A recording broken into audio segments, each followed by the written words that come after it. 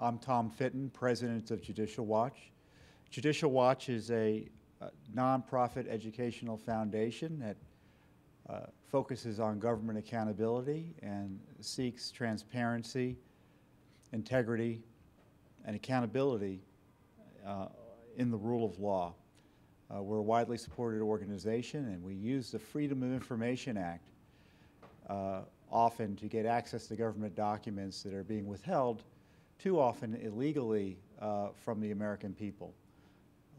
We've been around for at least 20 years now, and we sued during the Clinton years, the Bush years, and now we have a transparency crisis in the Obama administration that we hadn't seen before, in terms of administration willing to break the open records laws known as the Freedom of Information Act in order to cover up scandals that they're politically unhappy about, and namely the Benghazi scandal, which saw 4 Americans killed, and the president and all of his men and women lie about that in a way that helped him stay in office, or as a way to keep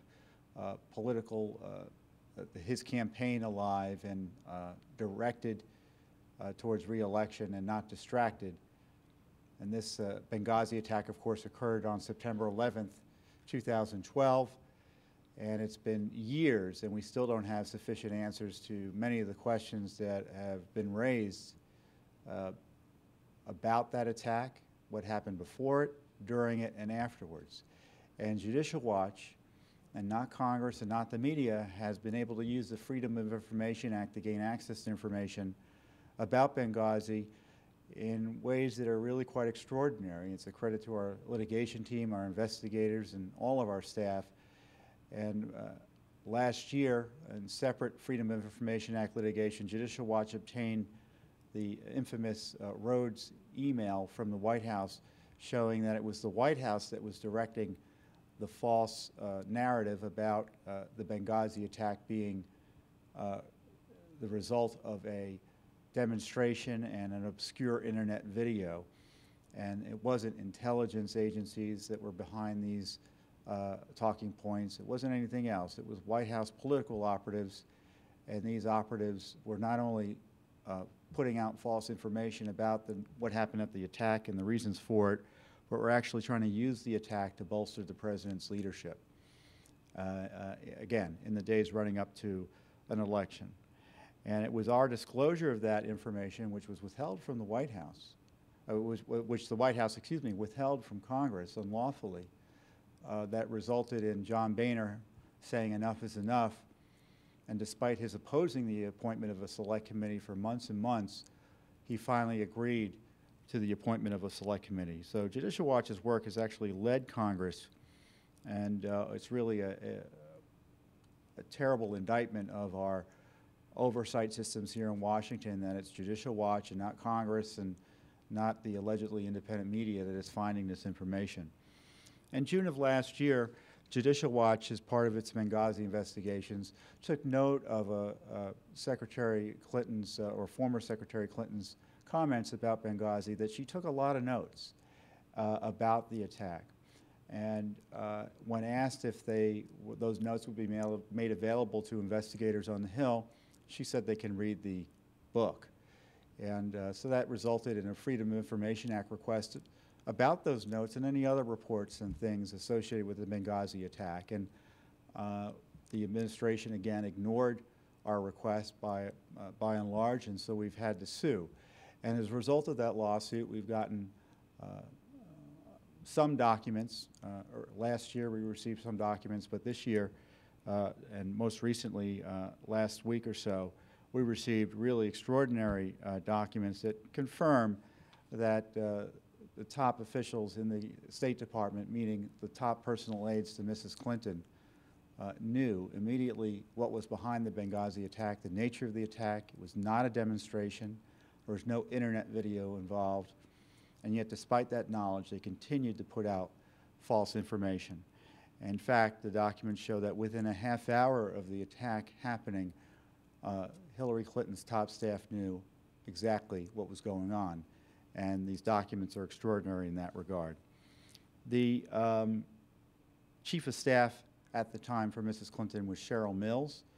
You'll see her name in the emails repeatedly here, and she is obviously close as Mrs. Clinton, had been around for a long time in the Clinton White House, and moved with her through her campaigns and into the State Department. And she's controversial not only because of her actions at the Clinton White House, but she has been quite credibly accused of showing up in the basement of the State Department that vacuum up Benghazi documents so that they don't go to Congress and presumably groups like Judicial Watch.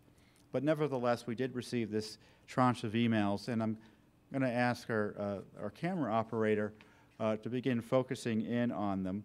And you'll see this first page. This first email is sent to,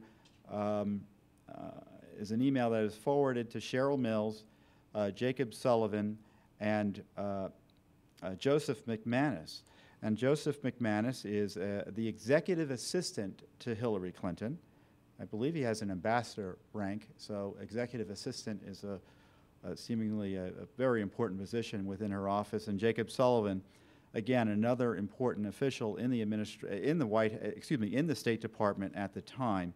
And Mr. Sullivan was the deputy chief for staff of, Mrs. Clinton's deputy chief of staff for policy then. And this is the email that was sent at 4:06 p.m. It was passed along a minute later to Hillary Clinton's top people. So in my view, everything that Cheryl Mills is getting, Hillary Clinton has a responsibility to answer whether or not she got that email, and I can't believe she did not receive this information. The regional security officer reports the diplomatic mission is under attack. Embassy Tripoli reports approximately 20 armed people fired shots. Explosions have been heard as well. Ambassador Stevens, who is currently in Benghazi, and 4 COM personnel, COM, which I understand to be Chief of Mission, are in the compound Safe Haven. The 17th of February militia is providing security support, and the Operations Center will provide updates as available. Again, this email sent about a half hour after the attack took place, so they had immediate confirmation that it was an attack. You'll see there's no mention of any demonstration there, and I think it's devastating to the big lie that's been put out by the Obama administration, both the President, Mrs. Clinton, Susan Rice, and other defenders of the administration, both internal and external, that they didn't really know what was happening, and that the intelligence community suggested that it was there was a demonstration in a video that caused it, when in fact you can see the real-time reporting was they knew otherwise. Here, there's another email that talks about a key 4:22 p.m. There is more detail provided to the same core group around Mrs. Clinton, Mr. Sullivan, Mr. McManus, and Cheryl Mills, Hillary Clinton's chief of staff. DSCC received a phone call from, it's blacked out in Benghazi. This is at the bottom of the document for our camera operator, where I have the cursor. Libya, in Benghazi, Libya, initially stating that the 15 armed individuals were attacking the compound and trying to gain entrance. The ambassador is present in Benghazi and currently is barricaded within the compound. There were no injuries at the time, and it is unknown what the intent of the attackers is. At approximately 1600, DSCC received word from Benghazi that individuals had entered the compound. At 1614, RSO, which I understand to be Regional Security Officer, advised that the Libyans had set fire to various buildings in the area, possibly the building that houses the ambassador. And then there's a blackout, then it's redacted, is responding and taking fire. This sounds like a demonstration. Obviously not. And this, again, sent to the top people in Hillary Clinton's staff, passed along internally, and her executive assistant, this email traffic shows, was tracking this really specifically. So this is the other report that comes up at the top here. You'll see at 12:04 a.m., which was about 7 hours after this initial attack on the compound, They received word in the Obama administration, in the Secretary of State's office. Again, not a low-level official. These are the top people of Hillary Clinton. Lawrence Randolph, who is a senior Foreign Service officer, sends this email. Please excuse if you've seen this before or already heard this. I just called ops, and they said that the DS Command Center, which is diplomatic security, is reporting that the compound is under attack again. I'm about to reach out to the DS Command Center. And then just underneath, they had received an email. Again, all this is being transmitted to the Hillary Clinton's top people. DS Command reports the current shelter location for comm personnel in Benghazi is under attack by mortar fire. There are reports of injuries to comm staff. 7 hours later, a second attack, mortar fire, is disclosed to the top people around Hillary Clinton. And no word of a demonstration, no word of a video that they're worried about. And then further down, 6:06 p.m., an email, again, transmitted to Mrs. Clinton's top people. Embassy Tripoli reports the group claim responsibility on Facebook and Twitter and has called for an attack on Embassy Tripoli. And who's this group? You can tell by the subject line. Ansar al-Sharia claims responsibility for Benghazi attack. And of course, this is the al-Qaeda-connected group. So at 6 o'clock, and certainly as late as 12 o'clock, as midnight of the September 12th, which is the day following the day of the attack, which is September 11th, they knew there was a second attack involving mortar fire. They had word that a terrorist group connected to al-Qaeda was claiming responsibility. And again, given all this information, they still put out the big lie, excoriating internet videos as being responsible, and demonstrations spontaneously resulting in this, in the death of the Ambassador Stevens and the 4 others. 4:54 p.m. on the next page, again, transmitted to top folks, not only within the State Department, as you can tell from the 2 list, which is quite exhaustive, but also this has all been forwarded up the chain of command directly to the Chief of Staff for Mrs. Clinton. Embassy Tripoli reports the firing at the U.S. diplomatic mission in Benghazi has stopped and the compound has been cleared. A response team is on site attempting to locate comm personnel. The firing at the U.S. diplomatic mission, there's no doubt this was an armed attack, a coordinated, planned attack. The language shows it, and it really is devastating in exposing just the guilty knowledge the Secretary of State Clinton had and her top people had and subsequently putting out false statements to the contrary. They don't really have plausible deniability that they did not know what really happened at Benghazi. And again, this other report appears below at 4:05 that had shown that initially, as I read earlier, that the 20 armed people had come in. So here we've got a report showing conclusively at 4:05, at 4:54, at 6:06, at 11:57, and then ultimately at 12:04 a.m. that the Mrs. Clinton's office, her top people, knew essentially all you needed to know in terms of concluding what happened at Benghazi. No confusion in these reports about what was going on. It was a direct attack involving 15 to 20 armed men that include firing and mortar fire. So the idea that there was any info that they at least were receiving that there was a demonstration is really quite laughable. And then further down, these are remarks that were released in full by Mrs. Clinton. And these remarks are extraordinary because they detail that despite this information that I just disclosed to you, and this has been publicized before, that there was a concern that people had claimed the assault may have been in response to inflammatory material posted on the internet. Okay? That's not what happened. and to have inserted that was gratuitous and misleading and knowingly false. And what's really devastating about this issue comes down later in the documents, because they start getting, the State Department, as you might imagine, starts getting press inquiries about what's going on and where is the ambassador? What's going on with the ambassador? And specifically, CBS News, if you go to the bottom of this page, sends a request. Margaret Brennan at CBS News asked Victoria Nuland, who I understand to be then the State Department spokesman, 2 questions. Is the U.S. ambassador in Libya secure, and does State know his whereabouts?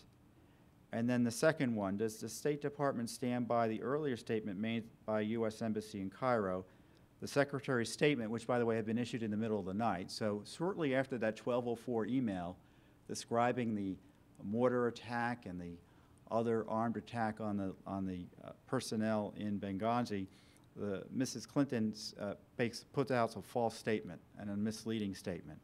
And so this reporter is asking about whether this statement is still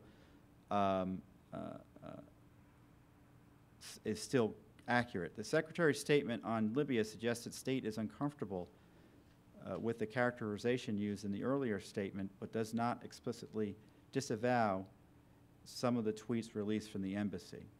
So I guess this is tied to the demonstration in the embassy. So rather than being forthright, Victoria Nuland passes this information on to Cheryl Mills and Patrick Kennedy, who was another top official at the State Department, who I understand was responsible for diplomatic security there. He was Undersecretary for Diplomatic Security. Victoria Nuland says, as to the second, as to the question about the whereabouts, I ignored it. And then a little bit further up in this document, you see Cheryl Mills responding, again, 7 minutes after she received an email talking about the mortar fire and the armed attack. Can we stop answering emails for the night, Toria, meaning Victoria Nuland? Because now the first one is hanging out there. And what's the first one? Mrs. Clinton's statement. So they didn't want to get into details about what was going on in Benghazi, and they preferred to have hanging out there Mrs. Clinton's statement suggesting an internet video was out there. And frankly, Cheryl Mills' email here shows a remarkable and outrageous lack of concern about the Secretary.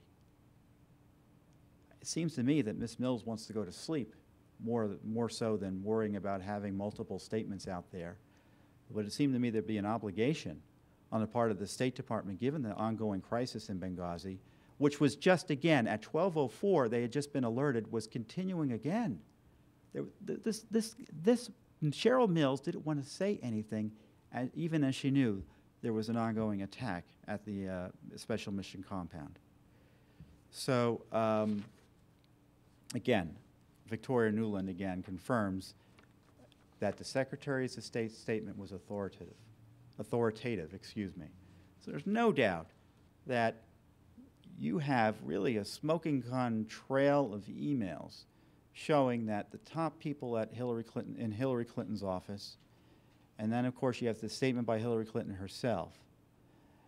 The statement has nothing to do with the emails and gives no detail and suggests something else happened in Benghazi than what she knew, and certainly her top staff knew. Cheryl Mills knew this as well.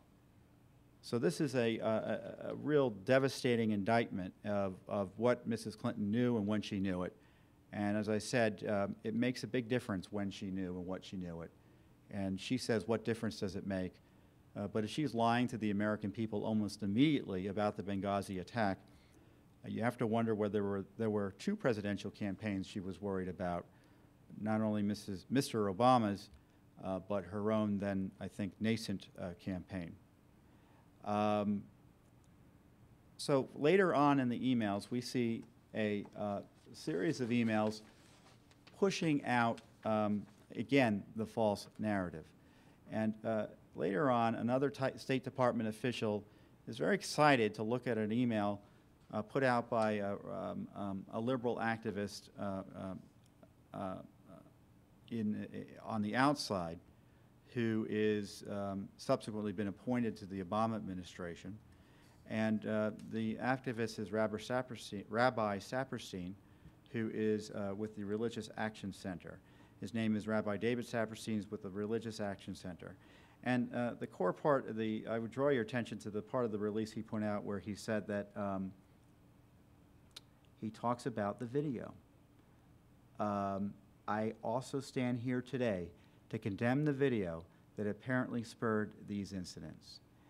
And Michael Posner, who is again, another top official at the, in the administration, and Mr. Posner was the then Assistant Secretary of State for Democracy, Human Rights, and Labor. And again, he had been a far-left activist for many years and, of course, was installed by Mrs. Clinton and President Obama in this sensitive position. And so you have this, again, false information being put out there. I don't know if Mr. Rabbi Saperstein knew there was no video involved, but he probably was getting talking points or relying on talking points from Mrs. Clinton. And then on top of that, Mr. Posner says, this is an excellent statement. Our goal should get the Conference of Presidents, ADL, et cetera, to follow suit and use similar language. So not only was the Secretary of State putting out information that was false, then her top officials were trying to have third-party information be regurgitated that had echoed that falsity. And you'll see that Jacob Sullivan is a top official, again, in the administration, in Mrs. Clinton's office. And then further down, we see press reports confirming that Mr. Stevens died from smoke inhalation. And this document shows reports to, again, top people in the administration that to Jacob Sullivan and Philip Reines, who is another top official and part now, I understand, of the Clinton kitchen cabinet on the outside, that Mr. Ambassador Stevens was alive and could have, or at least could have been saved if he had gotten into the hospital earlier. This is pretty devastating. BBC, this is a BBC report that is being conveyed to the top reaches of the State Department the next day after the attack. And this is the response. Forgive me for keeping on popping down. And the response is from the doctor who allegedly had treated him. Do you think that Mr. Stevens might have survived if he'd been brought out more quickly? Yes, yes, he would have survived, he said, adding that there were no injuries on his body. He only suffocated from carbon monoxide and from smoke. And earlier, the doctor says he had started CPR, but there was no response. He continued for almost an hour. And I can tell you, one of the underreported aspects of one of our the previous find, where I talked about the Rhodes email, was that the State Department also had intelligence that the ambassador was indeed alive at the hospital. The intel was that someone had made a call using his phone that had been issued by the Regional Security Office, so it was a special phone, and that the person said they were next to the ambassador and he was alive. And the comment was, well, if he was alive, why didn't he make the phone call? And I guess there are many reasons that could have been he was unable to make a phone call. But that's not the point, whether he was alive or not. The point is they had intelligence that he was alive as the attack was happening, and that he was at the hospital. And we now know nothing was done, and that hospital, to the degree anyone was sent, the delay was really so much that it would have been impossible to have helped them. And this doctor seems to confirm that. Again, State Department getting this key information that this ambassador could have been saved if he had been helped sooner. And I don't think that was conveyed by the administration. And you can tell that they did know sooner. They knew he was under attack at 4 o'clock. They knew his safe haven was being set on fire, and yet little to nothing was done to save him. And separately, we had received documents from AFRICOM, the African Command, the U.S. command in the military responsible for providing military, our military operations in Africa. And the documents are almost all blacked out. And there are many interesting things in those documents, but what's most interesting is what is not in those documents, and that is communications from the State Department, from high-level State Department officials asking for military assets to be deployed to help get the ambassador or protect others who were, again, under attack over the course of 7 hours. One might have an argument it was too late to do anything if the attack occurred over a few minutes. But here we have confirmation that there was a second attack that occurred 7 hours later. It shows one thing. The first thing it shows that they should have sent folks there initially because to prevent any future attack. And then after the second attack, it showed that obviously the terrorists were motivated to keep on attacking. So there was even more reason to send support personnel and to send the military or other security in an aggressive way to protect our people.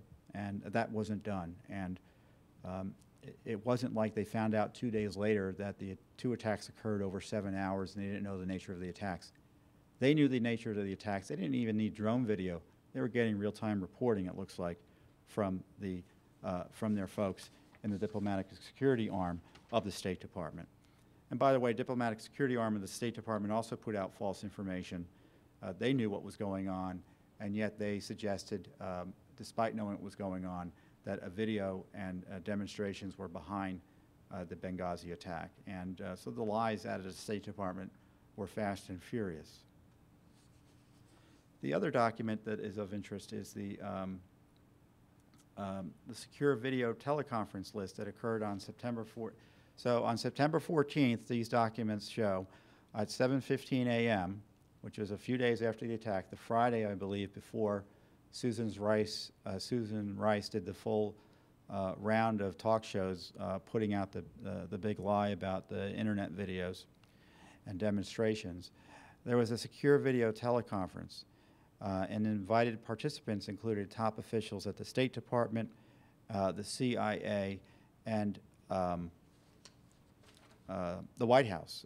You see Tommy Vitor's name is here. Rhodes is another White House official in this list. Nancy DeParle, I think, was in the White House as well. I thought she was a healthcare czar. I don't know what she's doing here. Maybe she had been elevated since then. But the point being, Mr. Brennan was involved, obviously, another top official.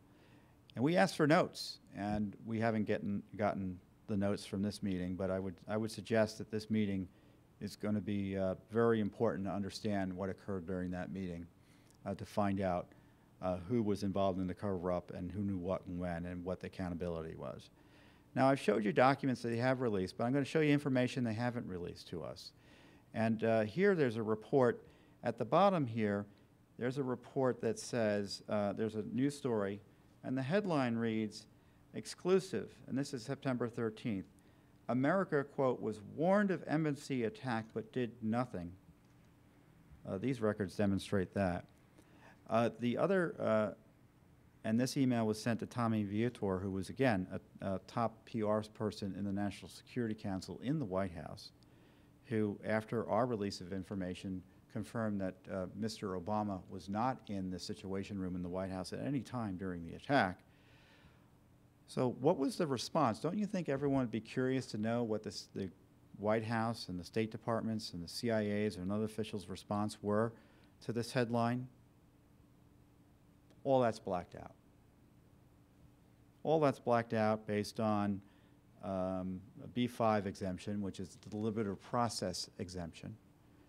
And that's a purely, however difficult sometimes it is to overcome in court, there's nothing requiring that the government assert that exemption. There's no requirement that any exemption be asserted, frankly, in most cases.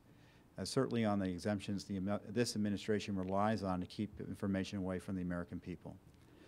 So the administration has chosen not to tell the American people what they thought about the charge. And at the time, from key people that the administration knew about was warned about the security or the attack and did nothing. And there's another email that is of note. There's a press report from BBC talking about a professor in Libya who had breakfast with the U.S. ambassador, Chris Stevens, on the day of his death. He told the BBC, "The security at the consulate was not enough. I was there in the morning with Chris around 9:15 having breakfast, but the security was not just insufficient. There was a big lack of security. He had 4 Libyans, 2 of them in the front of the door and 2 inside the small room by the fence. It was very normal national security measurements, as if you were going to a hotel." Really a devastating comment about the security that we now know was woefully insufficient. But what was the response from the White House people and specifically Victoria Nuland and Jake Sullivan and Cheryl Mills and Patrick Kennedy? I don't see the White House actually got this email, but again, blacked out. What's the response there? Why is the administration afraid to tell us? Is this an admission that they were right? It would seem to me if the response was authoritative and strongly suggested the source was wrong, they'd probably be happy to release this. To me, this is an indication, again, that the administration is still in cover-up mode. It's still in cover-up mode. And again, I would remind those of you viewing this online that these documents were not voluntarily released to Judicial Watch. They were released only because we had to go to federal court to get the administration just to obey basic FOIA law. And that's one of the crises here. The administration not only just doesn't give out documents or just withholds documents when you file a request, they just don't respond at all, more or less. And we often have had to go to court just to get the response under law. Well, and that's only half the battle, and then you begin fighting over documents that may have been withheld or information that may have been withheld that you think you had a right to. And there are other legal issues that you get into, but that should only come because the administration obeys the law and gives you the documents, and then you decide and go and fight. But under this administration, you won't even get an answer as the law requires unless you go to court. And that's why Judicial Watch has had to go to court nearly 200 times or so just to get the administration to obey the Freedom of Information Act. We have filed at least 8 lawsuits against the administration just to get access to information about Benghazi. We've asked for a mandatory declassification review, and we have well over 40 Freedom of Information Act requests pending on the Benghazi matter. And I frankly think that's probably the greatest amount of investigative power in terms of its effectiveness being brought to bear in Washington on Benghazi. The Select Committee, the last hearing they had, the Benghazi Select Committee that's been impaneled at least since May or June. My understanding is the last public hearing they had was a hearing complaining about the State Department not giving them documents. Talk about something that is, again, another indictment of the failure of Congress to vindicate its own powers to conduct oversight over the executive branch. And not until last night or today has the committee even contacted Judicial Watch to ask for documents. I've sought meetings with both Mr. Gowdy and Mr. Cummings. Neither has agreed to meet. And we think it's important that any investigative committee on Congress have access to the information Judicial Watch has and get our insights about where documents may be, where they're stonewalling, where the stonewalling is really inappropriate, and what other documents we expect to be getting. The Select Committee has just been doing nothing in that regard. And if they have this information, they certainly haven't shared it with the American people. You know, these emails leave no doubt that Hillary Clinton's closest advisors knew the truth about Benghazi from almost the moment it happened. And it is inescapable that Secretary of State Hillary Clinton knowingly lied when she planted the false story about inflammatory material being posted on the internet and that being the cause of the attack. The contempt for the public's right to know is evidenced not only in these documents, but also in the fact that we had to file a lawsuit in federal court just to get them. The Obama gang's cover-up continues to unravel, and that's the good news, despite its unlawful secrecy and its continued slow rolling of information. And Congress, if it ever decides to get its act together and do its job, really can't act soon enough to put Hillary Clinton, Cheryl Mills, and frankly every other official of note in these emails under oath. And the fact that it hasn't been done yet, and that these emails haven't been made public yet, shows that oversight in Washington has collapsed. And it is independent groups like Judicial Watch, some independent media that are the last bastions of those who are trying to find out what the government's up to on behalf of the American people. And we're here not only to ensure that the rule of law is followed, but really because there are 4 Americans who died, and I believe died needlessly. Our information about the security lapses, all the signals were red, something terrible was going to happen. The State Department put a poor security plan in place in Benghazi. In fact, they negated or basically violated their own rules for security in Benghazi. We discovered last year, late last year, for the first time, no one else had found this, that the State Department security, the 17th of February Martyrs Brigade, had no license to operate on September 11th, 2012. They had no security on September 11th, 2012. There was no license.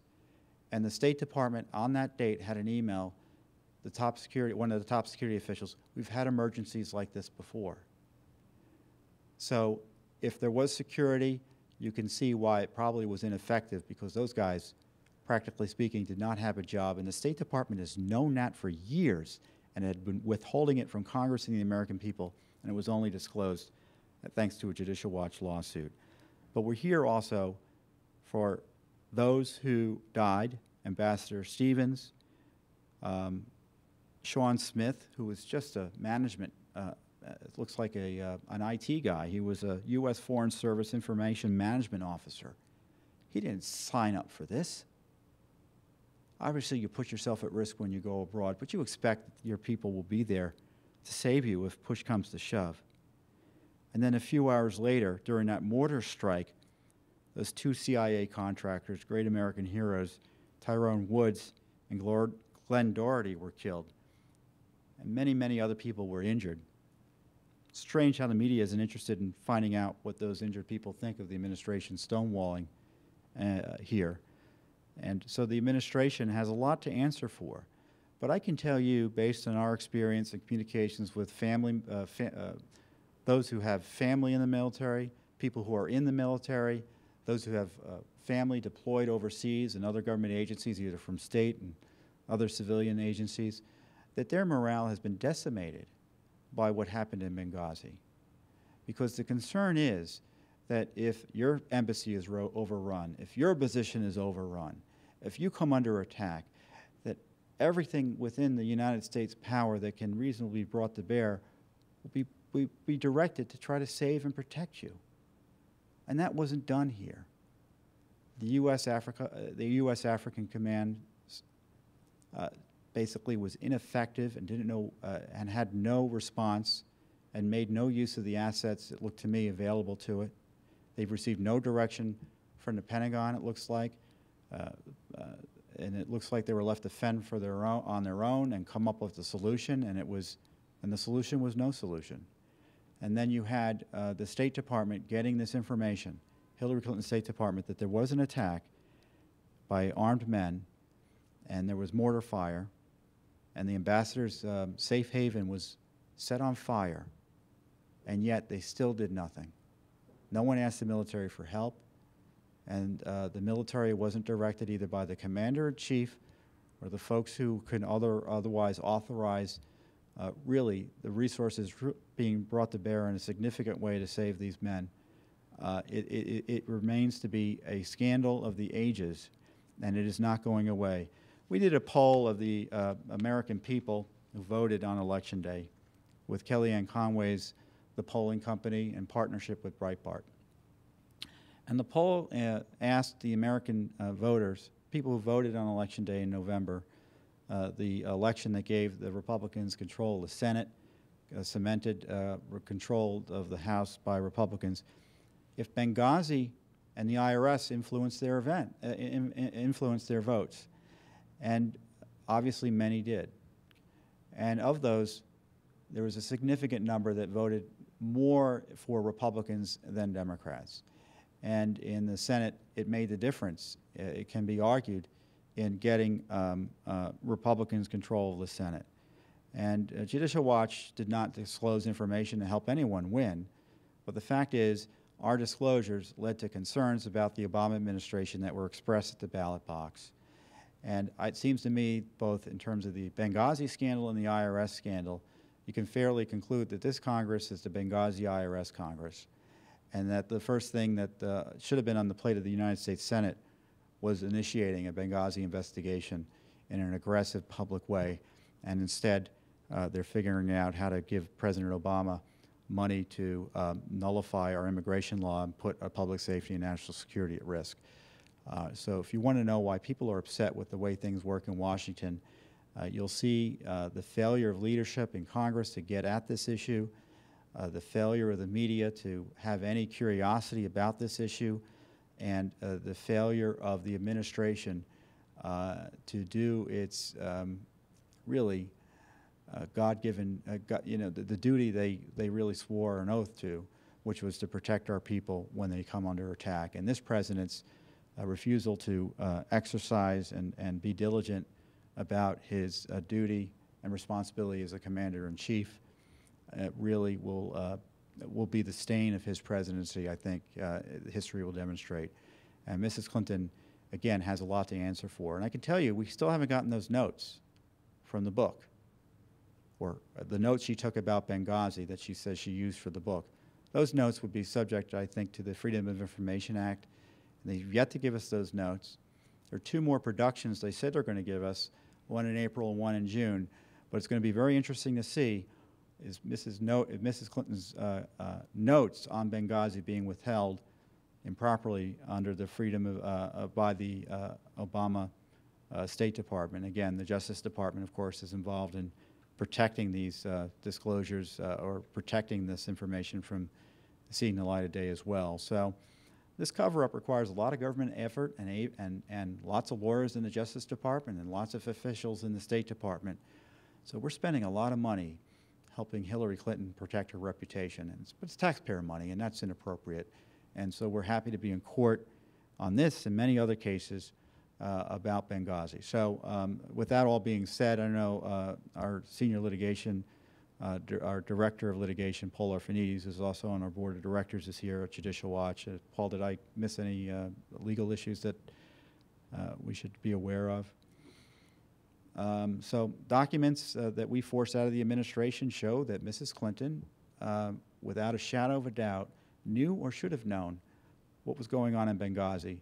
So her lies after that really have there's no excuse for her lies. And I can see why she got so angry when she was pressed on the issue and screamed during that hearing, what difference does it make?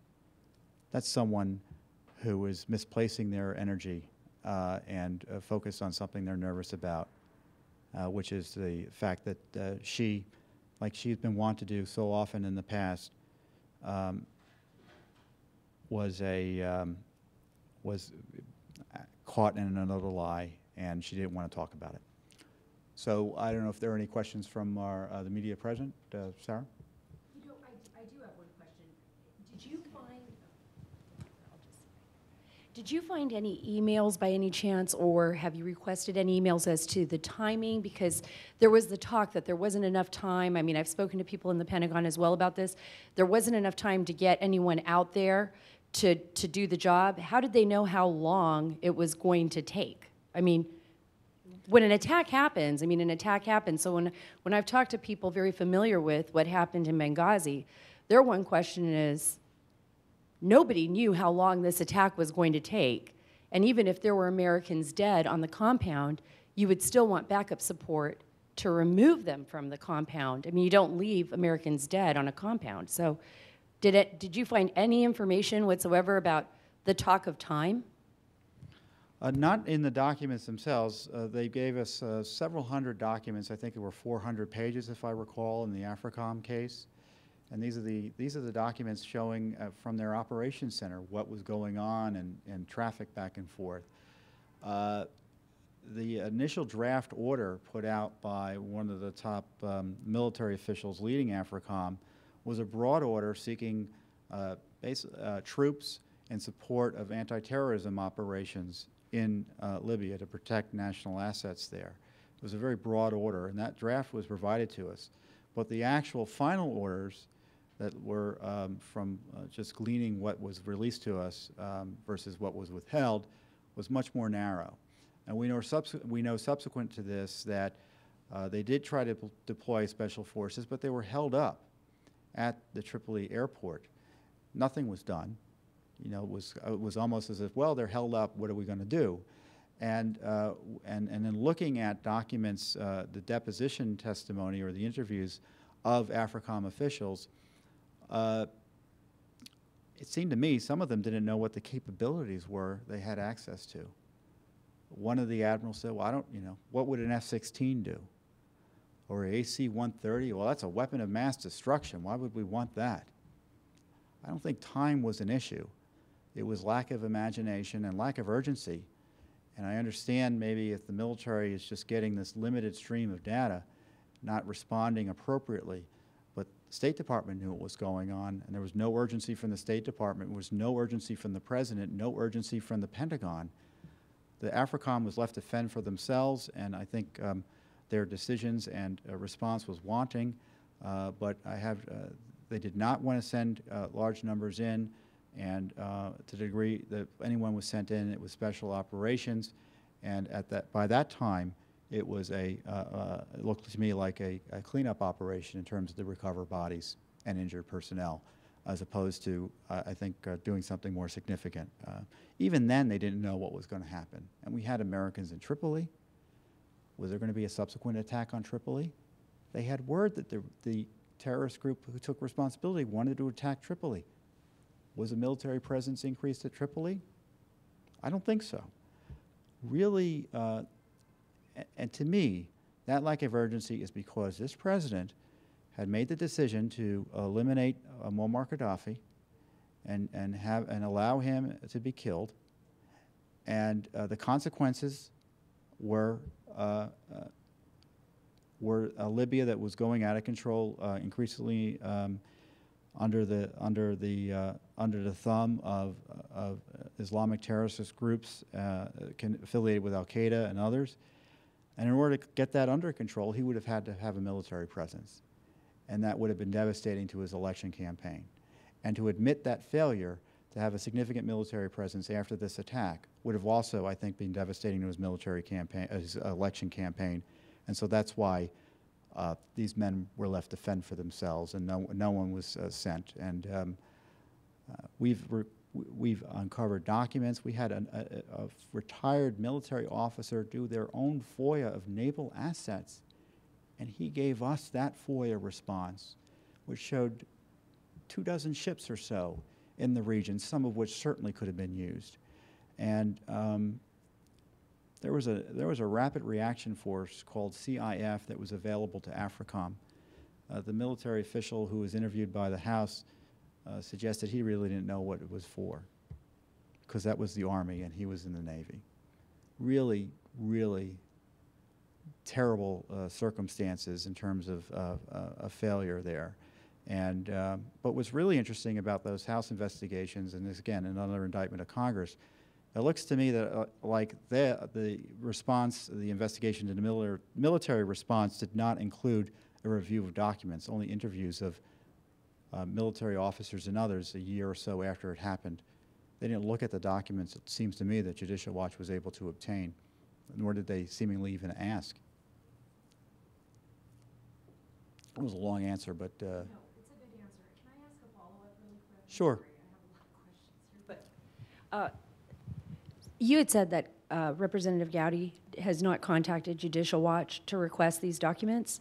Is that correct? Only recently do we get an inquiry from his office asking about documents we may have. Okay, so Yesterday. yesterday.